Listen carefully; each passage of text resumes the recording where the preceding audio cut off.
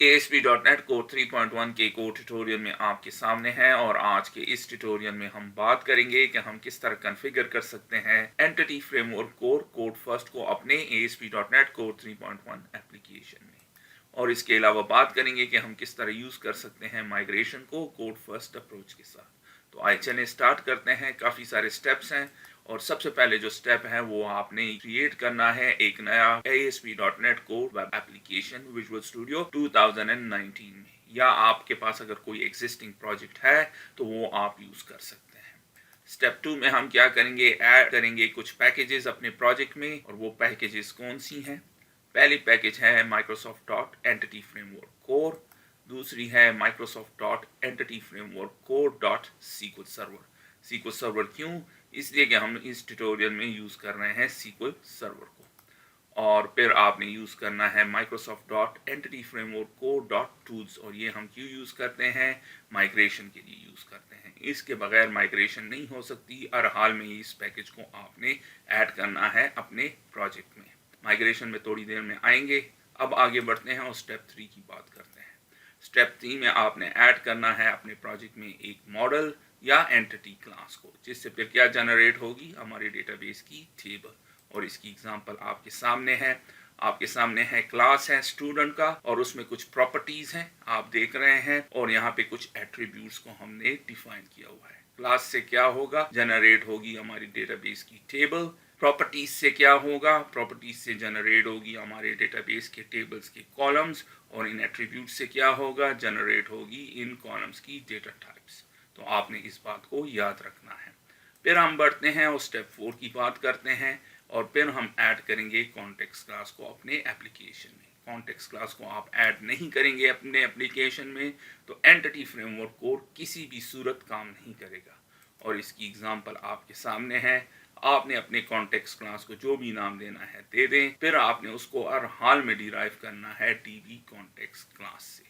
और अगर नहीं करेंगे तब भी काम नहीं करेगा। उसके बाद आपने एक कंस्ट्रक्टर डिफाइन करना है उसी नाम से जिस नाम से आपने कॉन्टेक्स्ट क्लास को डिफाइन किया था, वही यहाँ पे देंगे। और उसके बाद यहाँ पे ये पैरामीटर देंगे, फिर कॉल करेंगे बेस क्लास को। बेस क्लास कौन सी है? DB context. इसके बाद आपके पास जितने भी मॉडल क्लासेस या एंटिटी क्लासेस हैं उनको यहाँ पे लिंक करना है, हर हाल में लिंक करना है। पिछले स्टेप में हमने स्टूडेंट एंटिटी क्लास को क्रिएट किया, उसकी डेफिनेशन क्रिएट की और फिर मैंने इसको यहाँ पे लिंक किया। अब बढ़ते हैं स्टेप 5 में। और स्टेप 5 में हम कनेक्शन स्ट्रिंग को ऐड करेंगे app settings dot JSON file में। App settings dot JSON file उसी तरह है जिस तरह ASP.NET MVC 4 और 5 में web.config फाइल होती थी, उसी तरह हमने यहाँ पे कनेक्शन स्ट्रिंग को ऐड करना है। कनेक्शन स्ट्रिंग क्यों ज़रूरी है? क्योंकि इसको फिर पता नहीं चलेगा कि कौन से कंप्यूटर के किस डेटाबेस के साथ आपने कनेक्ट होना है। तो इसकी एग्जांपल आपके सामने है। उसी तरह कनेक्शन स्ट्रिंग देना है, आप इसी स्पेलिंग से देना है जिस तरह आप web.config फाइल में देते थे, लेकिन चूंकि वो XML फॉर्मेट में था और ये JSON फॉर्मेट में है, इसलिए फॉर्मेट डिफरेंट है, लेकिन ये जो स्पेलिंग है हर हाल में यही होना चाहिए। उसके बाद कर्ली ब्रेसेस आपके सामने है। फिर आपने अपने कनेक्शन स्ट्रिंग को जो भी नाम देना है। इस केस में मैं DBX दे रहा हूँ, आप इसको ABCD जापान ऑस्ट्रेलिया जो भी देना चाहें दे सकते हैं। उसके बाद आपने यहाँ पे कनेक्शन स्ट्रिंग देना है और सबसे पहले आपने डिफाइन करना है कि कौन से कंप्यूटर या सर्वर के साथ आपने कनेक्ट होना है। उसके बाद आपने डेटाबेस का नाम देना है, आपके सामने है। जो भी नाम आप यहाँ पे देंगे इसी नाम से ये डेटाबेस फिर जनरेट करेगा। और उसके बाद मैंने यहाँ पे दिया हुआ है इंटीग्रेटेड सिक्योरिटी ट्रू कि विंडोज़ का लॉगिन यूज़ करो, लेकिन आप यहाँ पे दूसरे यूज़र ID और पासवर्ड भी यूज़ कर सकते हैं। अब आगे बढ़ते हैं और स्टेप 6 की बात करते हैं। अब हम कॉन्फ़िगर करेंगे एंटिटी फ्रेमवर्क कोड को अपने startup.cs फाइल में। आपके सामने है, आपने लिखना है services.add db context और फिर इसको अपने कॉन्टेक्स्ट क्लास का नाम देना है। आपके सामने है। फिर आपने एक वेरिएबल डिफाइन करना है, आप इसको कोई भी नाम दे सकते हैं। यहाँ पे है db ऑप्शंस, आप इसको a b c d जो भी देना चाहते हैं दे दें। फिर हम उस वेरिएबल को यूज करेंगे और कॉल करेंगे यूज SQL सर्वर। क्यों यूज SQL सर्वर? क्योंकि हम SQL सर्वर को यूज कर रहे हैं और उसके बाद मैं कनेक्शन स्ट्रिंग को कॉल कर लूंगा। आपके सामने है dbx को पिछले स्टेप में हमने क्रिएट किया था, यहाँ पे इसको कॉल कर रहे हैं। अगर तो ये स्टेप आप नहीं करेंगे तो इसको पता नहीं चलेगा कि आपने कौन से सर्वर या कंप्यूटर से कनेक्ट होना है और उसमें कौन सी डेटाबेस है वो आप यूज करना चाहते हैं। तो ये कनेक्शन स्ट्रिंग आपने ये लाइन हर हाल में देनी है। इसके बाद हम क्या करेंगे कि हम यूज करेंगे माइग्रेशन। अब माइग्रेशन के बगैर डेटाबेस किसी सूरत जनरेट नहीं होगी। तो सबसे पहले जो कमांड आपने देना है इनिशियल माइग्रेशन के लिए वो है add-migration। माइग्रेशन को ऐड करो और उसे जो भी नाम आप देना चाहें दे दें। ये डबल कोट्स जरूरी नहीं है, डबल कोट्स तब जरूरी है अगर दो अल्फाज आप यूज कर रहे हैं और उनके दरमियान स्पेस है। अगर स्पेस नहीं है, एक ही वर्ड है, तो फिर डबल कोट्स की जरूरत नहीं है। उसके बाद आपने कॉल करना है या कमांड देना है अपडेट डेटाबेस। अगर आप माइग्रेशन ऐड कर लेते हैं और अपडेट डेटाबेस नहीं करते तब भी कोई भी डेटाबेस जनरेट नहीं होगी, कोई टेबल जनरेट नहीं होगी। अगर तो आपने माइग्रेशन को रिमूव करना है तो उसकी कमांड्स भी हैं। पहले जो कमांड है वो है रिमूव माइग्रेशन, लेकिन ये आपने तब यूज करनी है अगर तो आपने सिर्फ ऐड माइग्रेशन किया है और अपडेट डेटाबेस नहीं किया। अगर ऐड माइग्रेशन कर लिया है और आप उसको रिमूव करना चाहते हैं तो सिंपली उसको कॉल कर लें। लेकिन अगर आपने ऐड माइग्रेशन के बाद अपडेट डेटाबेस भी कर लिया है तो फिर आपने जो कमांड यूज करना है वो है रिमूव माइग्रेशन -force। अब आगे बढ़ते हैं और बात करते हैं अगर आपने सारी माइग्रेशंस को रिमूव करना है, उसका कमांड आपके सामने है अपडेट डेटाबेस -migration :0। अब हम चलेंगे और ओपन करेंगे विजुअल स्टूडियो को और इन सारे कॉन्सेप्ट्स को यूज करेंगे अपने प्रोजेक्ट। अब हमने वो सारे स्टेप्स करने हैं जो कि थोड़ी देर पहले मैंने प्रेजेंटेशन में जिनका जिक्र किया। तो पहला स्टेप क्या है कि आपने क्रिएट करना है ASP.NET कोर वेब एप्लीकेशन। अगर आपके पास कोई एग्जिस्टिंग प्रोजेक्ट है तो वो आप यूज कर सकते हैं। तो मैं क्रिएट कर लेता हूँ न्यू प्रोजेक्ट। तो फाइल मेन्यू, फिर न्यू और फिर प्रोजेक्ट। फिर यहाँ से मैं सेलेक्ट कर लेता हूँ ASP.NET कोर वेब एप्लीकेशन और आपने मेक श्योर करना है C# वाला वर्जन सेलेक्ट करें और फिर क्लिक कर दें नेक्स्ट। और इस स्क्रीन में आपने जो चीज़ें चेंज करनी है चेंज कर लें। मैं सारी चीज़ें डिफॉल्ट रहने देता हूँ। क्लिक करते हैं क्रिएट बटन। तो आपके सामने ये स्क्रीन होगी। यहाँ से .NET कोर को आपने सेलेक्ट करना है और यहाँ से ASP.NET कोर 3.1। फिर मैं टेम्पलेट सेलेक्ट कर लेता हूँ web application model view controller और आपने इनेबल करना है रेजर रन टाइम कंपाइलेशन और क्लिक कर दें क्रिएट बटन। तो ये हमारे लिए क्रिएट कर देगा ASP.NET कोर 3.1 एप्लीकेशन जो कि आपके सामने है। रन कर लेते हैं इसको इस स्टेज पे और देखते हैं कि क्या होता है। तो आप देख रहे हैं करेक्टली काम कर रहा है। अब हम क्या करेंगे, स्टेप 2 में ऐड करेंगे पैकेजेस को। तो डिपेंडेंसी पे आना है आपने, राइट क्लिक कर लें और फिर मैनेज न्यू गेट पैकेजेस। तो आपके सामने ये स्क्रीन होगी। यहाँ पे ब्राउज पे चलते हैं और फिर मैं सर्च करता हूँ एंटिटी। और जब एंटिटी को आप सर्च करेंगे तो आपके सामने ये सारी पैकेजेस होंगी। सबसे पहला पैकेज क्या हमने ऐड करना है, Microsoft.Entity Framework Core। और हमने इसका कौन सा वर्जन सेलेक्ट करना है, 3.1.10, क्योंकि हम यूज कर रहे हैं ASP.NET कोर 3.1। तो फिर इंस्टॉल कर लें और क्लिक कर लें ओके और फिर आई एक्सेप्ट। तो इंस्टॉल कर लेगा। इसके बाद नेक्स्ट जो आपने सेलेक्ट करना है वो है Microsoft.Entity Framework Core.SQL सर्वर और यहाँ से भी आपने सेलेक्ट करना है 3.1.10। इंस्टॉल कर लें, ओके कर लें, आई एक्सेप्ट कर लें और इंस्टॉल कर लेगा। और अब आखिरी चीज़ जो आपने इंस्टॉल करनी है, जो पैकेज है वो है Microsoft.Entity Framework Core.Tools और इसको अभी 3.1.10 वर्जन आपने सेलेक्ट करना है। इसको हम क्यों यूज़ करते हैं, ताकि हम माइग्रेशन कर सकें। आप देख रहे हैं ये सारा आपके सामने है। तो इंस्टॉल कर लें, ओके कर लें, आई एक्सेप्ट कर लें। तो ये 3 पैकेजेस आपने सेलेक्ट करनी है और इनको इंस्टॉल करना है और आपके सामने हैं, यहाँ पे सारे ऐड हो गए हैं। अब इसे क्लोज कर लेते हैं और स्टेप 3 में चलते हैं और एक मॉडल ऐड करते हैं। तो राइट क्लिक कर दें मॉडल्स पे, फिर ऐड और फिर क्लास और फिर मैं इस क्लास को नाम देता हूँ स्टूडेंट, आप कोई भी नाम दे सकते हैं। और अब मैं कुछ प्रॉपर्टीज ऐड करूंगा। क्लास से हमारी डेटाबेस की टेबल जनरेट होगी और प्रॉपर्टीज से क्या जनरेट होगा, उसके कॉलम, और फिर उस पर एट्रीब्यूट्स अप्लाई करेंगे डेटा एनोटेशन के, तो उससे फिर हमारी डेटा टाइप्स को जनरेट करेगा एंटिटी फ्रेमवर्क कोड। तो सबसे पहले जो प्रॉपर्टी ऐड करता हूँ वो है एक इंट, और क्या होगी, स्टूडेंट आईडी। और इसके बाद एक और प्रॉपर्टी आपकी बार है स्ट्रिंग, और क्या होगी, फुल नेम। फिर एक और प्रॉपर्टी और ये भी है स्ट्रिंग, और क्या है, ईमेल।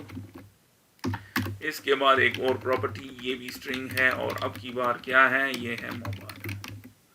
फिर इसके बाद एक और प्रॉपर्टी, अब की बार क्या है, डेट टाइम, और ये क्या है, डेट ऑफ बर्थ। के बाद एक और प्रॉपर्टी, और ये है डेसिमल, और ये क्या है, सैलरी। और फाइनली एक और प्रॉपर्टी, और ये है स्ट्रिंग, और ये क्या है, नोट्स। अब हम इन पे डेटा नोटेशन अप्लाई करते हैं। स्टूडेंट आईडी चूंकि प्राइमरी की होगी तो इस पे कौन सी एट्रीब्यूट अप्लाई होगी, की। और आपने इंपोर्ट करना है system.component.dataAnnotation। हो गया।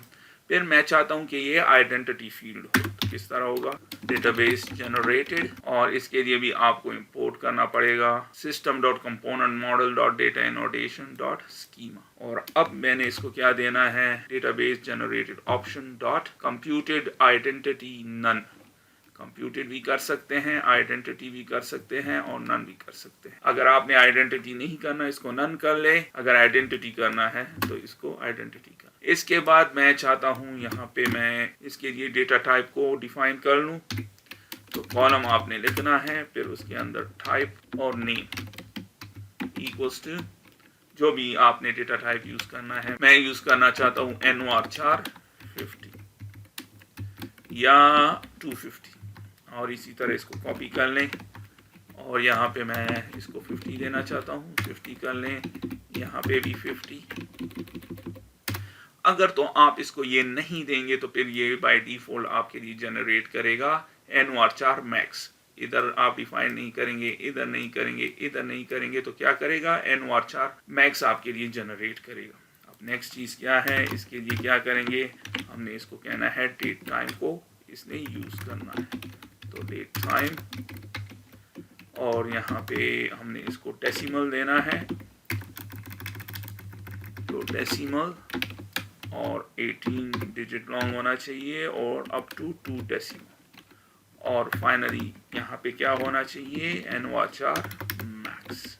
तो अब क्या होगा, ये हमारे लिए इस नाम से टेबल जनरेट करेगा, और उसमें इन नाम से कॉलम्स जनरेट करेगा, और उनको क्या ऐड करेगा, इन एट्रीब्यूट को यूज करके ये वाले डेटा टाइप्स को ऐड करेगा। अब नेक्स्ट स्टेप में हमने क्या करना है, स्टेप 4 में हमने ऐड करना है कॉन्टेक्स्ट क्लास को। तो राइट क्लिक कर दें मॉडल्स पे, फिर ऐड, फिर क्लास, फिर आपने इसको जो भी नाम देना है दे दें। मैं दे देता हूँ AppDB कॉन्टेक्स्ट, आपके सामने है। और फिर इसको जैसे कि मैंने प्रेजेंटेशन में आपसे कहा कि इसे हर हाल में किससे डिराइव होना है, DB कॉन्टेक्स्ट से, और इंपोर्ट कर लें यहाँ से। ये आपने इंपोर्ट कर लिया। अब हम क्या करेंगे, ऐड करेंगे कंस्ट्रक्टर को, तो पब्लिक, और कंस्ट्रक्टर का नाम भी वही होगा जो क्लास का नाम है, और उसके अंदर हमने एक पैरामीटर डिफाइन करना है DB कॉन्टेक्स्ट ऑप्शंस, और इसको सप्लाई कर देना है अपना कॉन्टेक्स्ट क्लास, तो AppDB कॉन्टेक्स्ट। क्यों हमने ये किया, क्योंकि ये यहाँ पे मांग रहा है T कॉन्टेक्स्ट, तो where T context equal to DB context, तो कौन सा वाला है, ये वाला दे दिया। अब आप इस पैरामीटर को कोई भी नाम दे सकते हैं, मैं इसको देता हूँ DB कॉन्टेक्स्ट ऑप्शंस। हो गया। और फिर इसे आपने डिराइव करना है बेस क्लास से, और ये DB कॉन्टेक्स्ट ऑप्शन इसको दे देना है। तो आपके सामने है, हमने कंस्ट्रक्टर ऐड कर लिया, इसमें अब कुछ और ऐड नहीं करना। पिछले स्टेप में हमने ये वाली एंटिटी क्लास को क्रिएट किया था, अब इसको लिंक कर लेते हैं या मैप कर लेते हैं। यहाँ पे किस तरह मैप करेंगे, बहुत ही आसान, DB सेट आपने लिखना है, और उसके अंदर आपने इसको देना है अपना एंटिटी क्लास। फिर आप इस प्रॉपर्टी को जो भी नाम देना चाहें दे दें, तो मैं दे देता हूँ स्टूडेंट्स। तो अब ये किस नाम से टेबल जनरेट करेगा, स्टूडेंट नाम से, ये आपने याद रखना है। जो नाम आप इसको यहाँ पे देंगे उसी नाम से डेटाबेस की टेबल जनरेट होगी। तो हो गया स्टेप 4। अब स्टेप 5 में चलते हैं और ये है app settings dot JSON file में, और यहाँ पे हमने कनेक्शन स्ट्रिंग को ऐड करना है। तो कॉमा लगा लें और डबल कोट्स और फिर एग्जैक्टली इसी स्पेलिंग से कनेक्शन स्ट्रिंग्स आपने लिखना है। कनेक्शन स्ट्रिंग्स है, इसके साथ एस आएगा, आपने याद रखना है। फिर फुल कॉलन और फिर कर्ली ब्रेसेस। अब कनेक्शन स्ट्रिंग को डिफाइन कर लें डबल कोट्स के अंदर, और जो भी नाम आपने इसे देना है। मैं dbx दे देता हूँ। बाद लोग मुझसे पूछते हैं dbx क्या है, बस एक नाम है। मैं इस कनेक्शन स्ट्रिंग को ये नाम दे रहा हूँ, इसके अलावा ये कुछ नहीं है। आप इसे कुछ भी दे सकते हैं, ab कनेक्शन स्ट्रिंग, कुछ भी आप इसे दे सकते हैं। फिर फुल कॉलन और फिर आपने यहाँ पे कनेक्शन स्ट्रिंग देना है। सबसे पहले चीज़ जो आपने देनी है वो है डेटा सोर्स, कि कौन से कंप्यूटर या सर्वर के साथ आपने कनेक्ट होना है। मेरे केस में क्या है, अगर तो मैं SQL सर्वर में चलूँ तो यहाँ से मैं इसको कॉपी कर लेता हूँ। ये हमारा सर्वर या कंप्यूटर का नाम है, यहाँ पे मैं इसको दे देता हूँ। इसके बाद मैंने डिफाइन करना है सेमीकोलन के बाद कि कौन सा डेटाबेस इस सर्वर में आपने यूज करना है। तो वो नाम भी दे देते हैं, इनिशियल कैटलॉग आपने इसको कहना है, और फिर इक्वल साइन, और जो नाम आप यहाँ पे आप देंगे उसी नाम से डेटाबेस जनरेट करेगा। तो मैं इसको नाम दे देता हूँ स्टूडेंट मैनेजर टेस्ट। आप कुछ भी नाम दे सकते हैं, सेमीकोलन, और उसके बाद मैं इसको देता हूँ इंटीग्रेटेड सिक्योरिटी ट्रू, क्योंकि मैं चाहता हूँ ये यूज करें विंडोज का लॉगिन, जिससे मैं लॉगिन हुआ हूँ इस मशीन में। अगर तो आपके पास यूजर आईडी और पासवर्ड है, आप वो भी दे सकते हैं। तो मैं यहाँ पे लिख देता हूँ integrated security equals to true. अब स्टेप 5 कंप्लीट हो गया है, हमने मूव होना है स्टेप 6 में, और उस केस में हमने क्या करना है, कॉल करना है इस कनेक्शन स्ट्रिंग को अपने startup.cs फाइल में। तो स्टेप 6 को करते हैं, startup.cs में चलते हैं, आपके सामने है, और यहाँ पे मैं इसको दे देता हूँ services.add db context। कॉन्टेक्स्ट का क्या नाम है, ऐप db context। आपने अपने कॉन्टेक्स्ट क्लास का नाम यहाँ पे देना है, और ये आपसे कुछ मांग रहा है, और ये है कि मॉडल्स वाला ये यूज़ करें। हो गया, यहाँ पे ये आपके लिए ऐड कर देगा। अब क्या करना है, ब्रैकेट ओपन करना है और एक वेरिएबल डिफाइन करना है। आप इससे कोई भी नाम दे सकते हैं, मैं दे देता हूँ db options। कोई भी नाम आप दे सकते हैं, ABCD, जो भी आपने देना हो दे सकते हैं। अब मैं इसको यूज़ करूँगा db options dot use SQL server. क्यों? क्योंकि हम SQL सर्वर यूज कर रहे हैं, और स्टेप 5 में हमने जो किया था यानी कनेक्शन स्ट्रिंग, उसको अब यहाँ पे कॉल करेंगे configuration dot get connection string, और क्या नाम दिया था, dbx। ये ऑन पर्पस मैंने dbx दिया था, यहाँ पे dbs दिया है। जो भी आप dbx या जो भी देंगे, फिर उसको यहाँ पे आपने यूज करना है, और फिर आपने क्या करना है, अब हम इसको इंपोर्ट कर लेते हैं। हो गया, और एक और ब्रैकेट भी आपने देनी है इसके लिए। अब सारे स्टेप कंप्लीट हैं। अब हमने क्या करना है, माइग्रेशन करना है। माइग्रेशन के बगैर किसी भी सूरत में स्टेप 7 के बगैर किसी भी सूरत में डेटाबेस जनरेट नहीं होगा। यहाँ पे चलते हैं और कनेक्ट होते हैं, और अगर हम यहाँ पे चलें तो आपको यहाँ पे स्टूडेंट मैनेजर टेस्ट नज़र नहीं आएगा, क्योंकि अभी जनरेट नहीं हुआ। अगर तो मैं इसको इस स्टेज पे रन करूँ, इसमें कुछ एरर्स हैं, देख लेते हैं, और यहाँ पे आपने ब्रैकेट देनी है। हो गया, दोबारा रन करने की कोशिश करते हैं। तो आप देख रहे हैं रन हो रहा है। यहाँ पे चलेंगे, रिफ्रेश करेंगे, आप देखेंगे स्टूडेंट मैनेजर टेस्ट अब भी यहाँ पे नहीं है। तो उसके लिए क्या करना है, हमने माइग्रेशंस करनी। तो माइग्रेशन किस तरह करेंगे, स्टॉप कर लें इसको, चलते हैं टूल्स, और फिर न्यू गेट पैकेज मैनेजर और पैकेज मैनेजर कंसोल आपके सामने ओपन हो जाएगा। अब हमने पहले जो कमांड देना है वो क्या है, ऐड डैश माइग्रेशन, के माइग्रेशन ऐड करो। करंटली आप देख रहे हैं यहाँ पे कोई भी माइग्रेशन से रिलेटेड फोल्डर नहीं है। जब इसको एग्जीक्यूट करेंगे तो फिर ये एक फोल्डर क्रिएट करेगा। अब आप इस माइग्रेशन को क्या नाम देना चाहते हैं, तो जो भी नाम आप इसको देना चाहें दे दें। मैं दे देता हूँ इनिशियल क्रिएट, ये फर्स्ट वर्जन है या पहली दफ़ा हम इसको कर रहे हैं। तो जब ये हो जाएगा तो ये यहाँ पे ये फोल्डर ऐड कर लेगा माइग्रेशंस का, और यहाँ पे कुछ फाइल्स जो कि आपके सामने है। इस स्टेज पे डेटाबेस में चलते हैं, रिफ्रेश करते हैं, स्टिल स्टूडेंट मैनेजर टेस्ट मौजूद नहीं है। क्यों? क्योंकि अब हमने अपडेट करना है डेटाबेस को। तो वो कमांड रन करेंगे, पैकेज मैनेजर कंसोल, और मैंने क्या लिखना है, अपडेट डैश डेटाबेस। और आप देख रहे हैं आपके सामने है और बिल्ड करने की कोशिश करेगा। और अब क्या है, ये क्या कह रहा है कि कुछ गलत है हमारे किस चीज़ में, ऐप सेटिंग्स में। और ये क्या कह रहे हैं, इनिशियल कैटलॉग का ये स्पेलिंग गलत है। तो करेक्ट कर लें और सेव कर लें। दोबारा यहाँ पे आते हैं और लिखते हैं अपडेट डैश डेटाबेस। तो थोड़ा सा टाइम लेगा, ये आपने याद रखना है। और क्या कह रहे हैं, बिल्ड स्टार्टेड सक्सीडेड डन। अब देख लें, रिफ्रेश कर लेते हैं इसको और आप देख रहे हैं क्या हो रहा है, स्टूडेंट मैनेजर टेस्ट के नाम से इसने ये डेटाबेस क्रिएट की। क्यों? क्योंकि हमने कनेक्शन स्ट्रिंग में इसको ये नाम दिया था। और फिर यहाँ पे टेबल्स में चलते हैं और इसने स्टूडेंट्स के नाम से इसको जनरेट किया। क्यों? क्योंकि कॉन्टेक्स्ट क्लास में हमने इसको ये नाम दिया था। और फिर इसके कॉलम्स में चलते हैं, student ID, full name, email, mobile, date of birth, salary और नोट्स आपके सामने हैं क्योंकि हमने ये प्रॉपर्टीज़ डिफाइन की थी। और फिर मैंने स्टूडेंट आईडी को प्राइमरी की किया था। और अगर इसकी प्रॉपर्टी में चलें तो चूंकि आइडेंटिटी फील्ड इसको किया था, तो आप देख रहे हैं ट्रू है, आपके सामने है।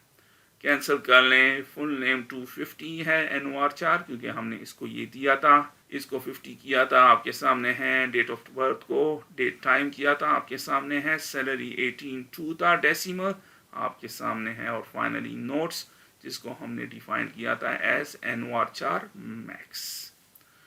अब हम क्या करेंगे, एक और प्रॉपर्टी ऐड करेंगे। अगर आपने अपने इस क्लास को अपडेट करना हो तो किस तरह करेंगे, एक और प्रॉपर्टी इसमें ऐड करनी हो आपने, तो दोबारा एक और प्रॉपर्टी, अब की बार है स्ट्रिंग और हम इसको दे देते हैं टेस्ट। अब मैं यहाँ पे एक कॉलम के लिए डेटा टाइप को डिफाइन नहीं करता, तो देखते हैं क्या होता है। अब हम इसको यहाँ से यहाँ पे किस तरह ऐड करेंगे, दोबारा माइग्रेशंस करेंगे, ऐड डैश माइग्रेशन। आप यहाँ पे इसको नाम दे सकते हैं। अगर गलती से आप नाम देना भूल गए तो यहाँ पे आपसे क्या मांग रहे हैं कि नाम दें, तो नाम देंगे इसको। और मैं कह देता हूँ ऐड टेस्ट। जो भी नई प्रॉपर्टी आपने की होगी या अगर काफ़ी सारी ऐड की हैं स्टूडेंट में, तो कोई ऐसा नाम दें जिससे आपको पता चले कि इस माइग्रेशन का मतलब क्या है। तो क्या हुआ कि इसने हमारे लिए ये ऐड कर लिया है और आप देख रहे हैं यहाँ पे ऐड टेस्ट के नाम से ये माइग्रेशन ऐड कर लेगा। इनिशियल क्रिएट, पहली दफ़ा जब हमने क्रिएट किया था इसको ये नाम दिया था, तो इस नाम से इसने क्रिएट किया। अब ऐड टेस्ट के नाम से इसने हमारे लिए क्रिएट किया, तो जो नाम आप देंगे वो यहाँ पे ऐड कर देगा आपके। अब अगर हम डेटाबेस में चलें इस स्टेज पे और इसको रिफ्रेश करें, तो आप देख रहे हैं वो टेस्ट कॉलम यहाँ पे नहीं है। क्यों नहीं है? क्योंकि हमने अपडेट डेटाबेस का वो कमांड रन करना है, उसके बगैर कभी अपडेट नहीं होगा। तो अपडेट डैश डेटाबेस और आपके सामने है, सक्सेसफुल है। दोबारा रिफ्रेश कर लें और यहाँ पे चलेंगे और टेस्ट आपके सामने है। चूंकि हमने एट्रीब्यूट को डिफाइन नहीं किया था, तो क्या दिया है यहाँ पे, NOR4 मैक्स। अगर आपने इसको चेंज करना हो तो दोबारा यहाँ पे चलते हैं और फिर student.cs कॉलम को डिफाइन कर लेते हैं और type name equals to NOR4 या जो भी आपने देना है NOR4 50। दोबारा माइग्रेशन करेंगे तो ऐड माइग्रेशन और चेंज डेटा टाइप, बस, या जो भी नाम आप इसको देना चाहें। और यहाँ पे इसी नाम से ये क्रिएट कर लेगा, आपके सामने है। और यहाँ पे आपसे क्या कह रहा है, चूँकि आपने डेटा टाइप को चेंज किया है तो इसलिए ये मैसेज आपको देगा। इग्नोर कर लें इसको और फिर अपडेट डेटाबेस। इस कमांड के बगैर अपडेट डेटाबेस में नहीं, कोई अपडेशन नहीं होगी।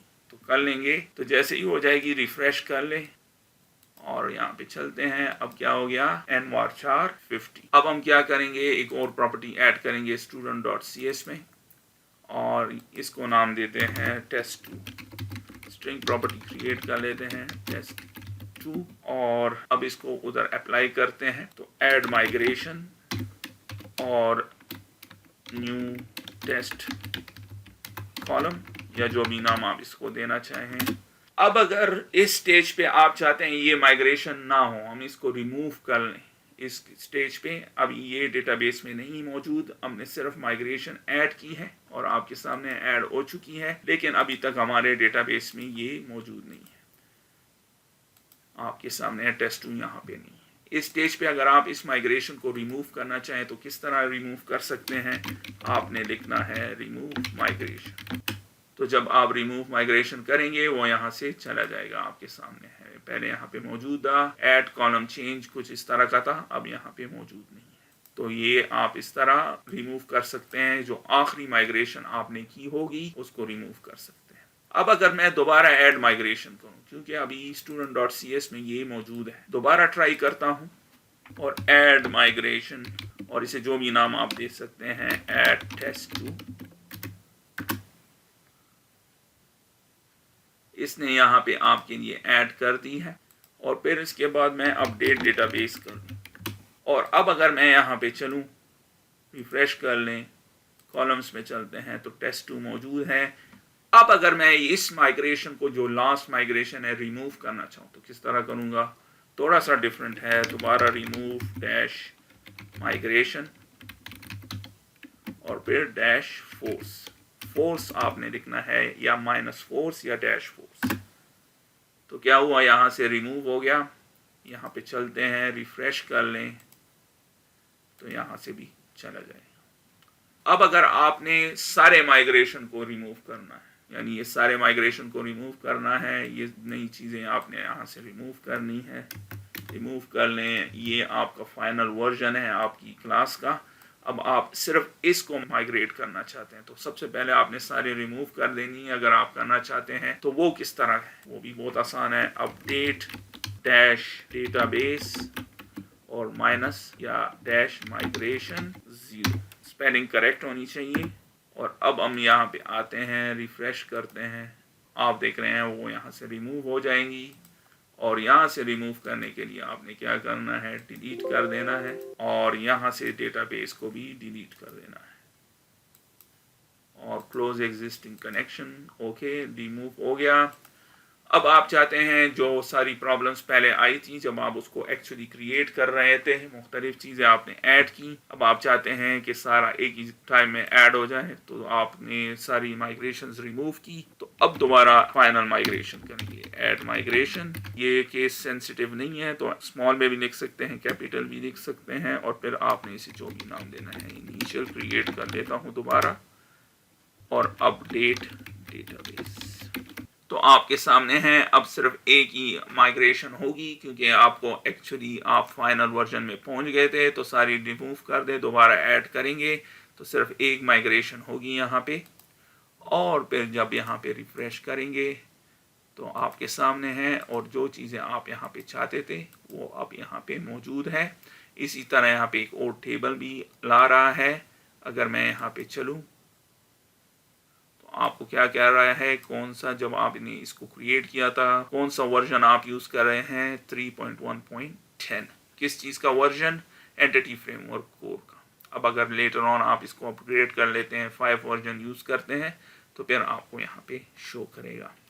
तो उम्मीद है कि इस ट्यूटोरियल में हमने जो तफसील से बात की कि एंटिटी फ्रेमवर्क कोड फर्स्ट को किस तरह हम कॉन्फ़िगर करेंगे अपने एप्लीकेशन में, फिर हमने वो सारी स्टेप्स की, उसके बाद हमने तफसील से माइग्रेशन की कि किस तरह माइग्रेशन को ऐड करते हैं, किस तरह अपडेट करते हैं डेटाबेस को, किस तरह रिमूव करते हैं माइग्रेशन को, किस तरह रिमूव करते हैं सारी माइग्रेशंस को। तो उम्मीद है अब आपको तफसील से पता चल गया होगा, आप बड़ी आसानी के साथ इसको यूज़ कर सकें।